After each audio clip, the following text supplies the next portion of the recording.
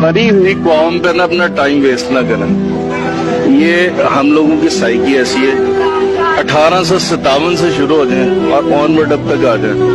एक आपने देखा वो घोड़ा या हाथी को देख लें मिसाल लेने, बड़ा ताकतवर तरीन जानवर होता, उसकी वो चेन एक लगा होता पाँव के साथ, उसको छोटी सी इतने से डंडे से किले के साथ बांध दो, ठीक है, उसको सारी जिंदगी गुलामी में ये नहीं पता लगेगा अपनी ताकत का, मेरी ताकत क्या, ठीक है, वो हिलेगा नहीं वहां से।